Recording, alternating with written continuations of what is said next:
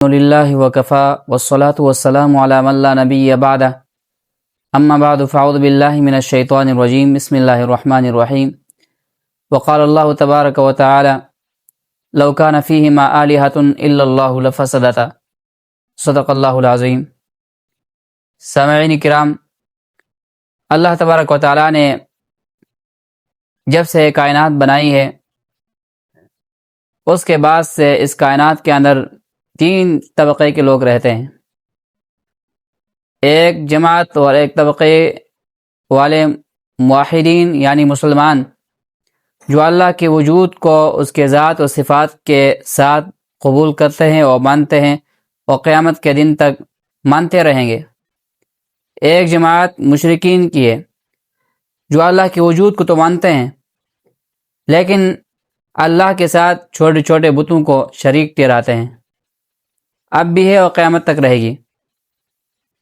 ایک طبقہ جو تیسرا طبقہ ہے اور جماعت ہے وہ ملحدین، دہریہ اور کمیونسٹ کا ہے جو اللہ کے وجود کے قائل نہیں۔ آپ کے سامنے اللہ کے وجود پر ایک نقلی دلیل اور دو اعتراضات اور سوالات کے جوابات جو ملحدین کی طرف سے کیے جاتے ہیں پیش کرتے ہیں۔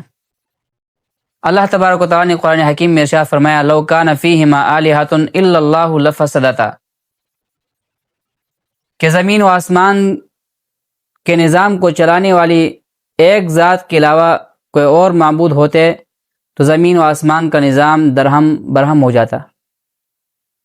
تو چونکہ جب سے کائنات بنی ہے اور ہم نے ہوش سنبھالا ہے، ہم دیکھ رہے ہیں کہ آسمان جیسے تھا ویسا ہی ہے اور قیامت تک ایسا ہی رہے گا، اور جیسے زمین تھی ویسے ہی ہے اور قیامت تک ایسی ہی رہے گی۔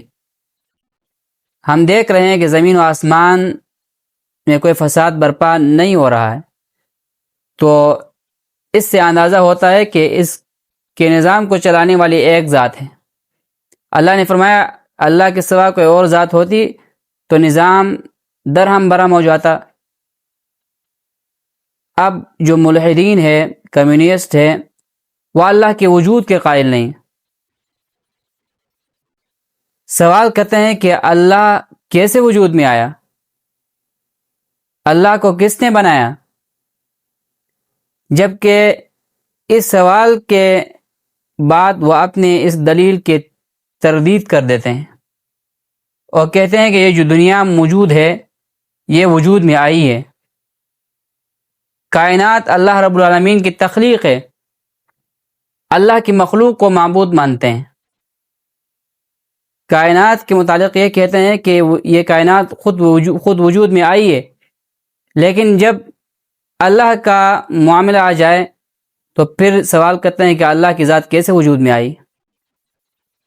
اس سے اندازہ ہوا کہ وہ اس کائنات کو اپنا معبود مانتے ہیں، اور ایسے لوگ جب کائنات کو اپنا معبود مانتے ہیں تو پھر ان کے جو زندگی ہوتی ہے وہ خواہشات کی زندگی ہوتی ہے، مال دولت کی خواہش، مقام و مرتبے کی خواہشات کے پیچھے اپنی زندگی گزار کے جس طرح اس کائنات نے ختم ہونا ہے انہوں نے بھی ختم ہونا ہے۔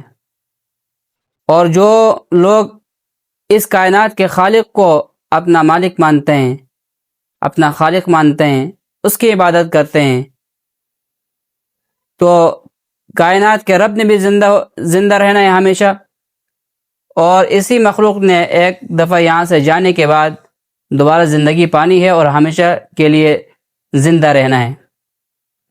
اسی طرح ایک سوال یہ کیا جاتا ہے، یہ اعتراض ایک کیا جاتا ہے کہ اللہ کی ذات کب سے ہے؟